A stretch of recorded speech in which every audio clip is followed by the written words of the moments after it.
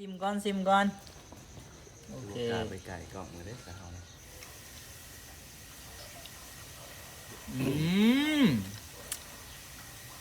สุดยอด This is all we know.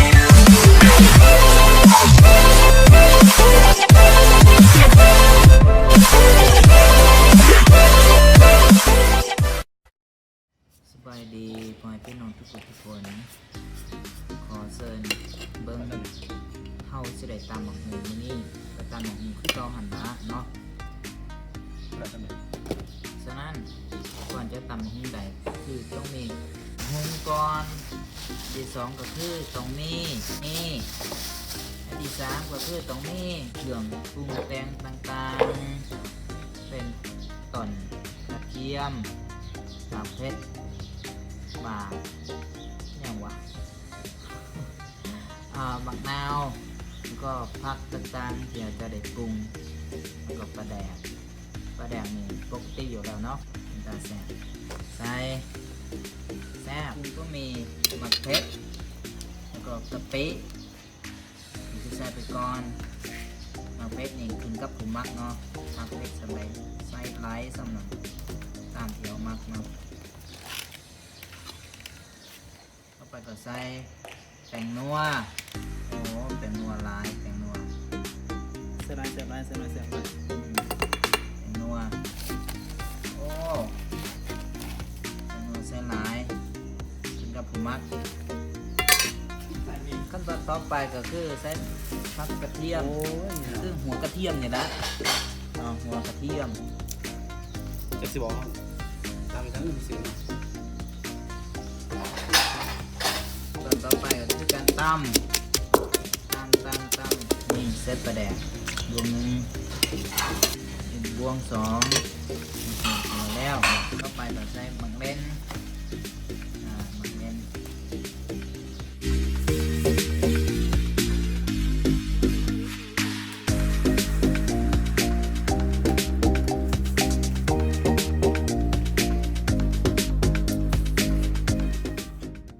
อันนี้เป็นน้ำสี เป็นหมักนาวเดี๋ยวหมักเล่นแล้วก็ใส่หมักนาวใส่ก็บีบใส่แล้วก็เอาแกนออกเนาะเพื่อว่าให้เรากินถึกแกนมันจะขมนั่นไปเอาแกนออกก่อนแล้วก็ใส่ไม่ต้องไปหมดปอกนี่บางเดียวคือสิผสมเนาะก็คงไม่ใส่2-3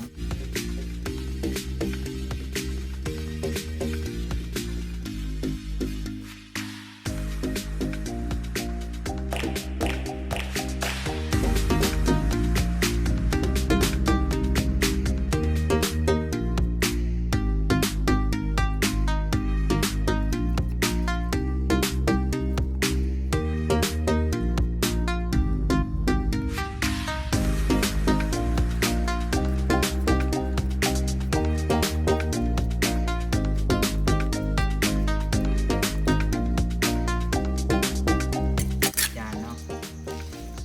ก็ไปเอาไปทำได้เลย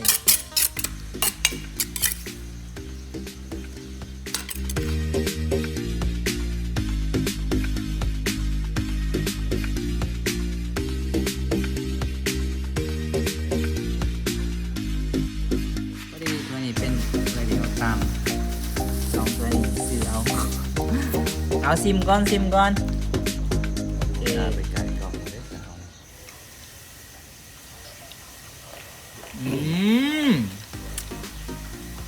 สุดยอดโคตรแซ่บรูประมาณนี้เลยเนาะวิธีในการตำส้มก็ไลค์กดแชร์เด้อพ่อแม่พี่น้องผู้ใดที่เบิ่งเป็นกำลังใจขั้นต่อไป Goodbye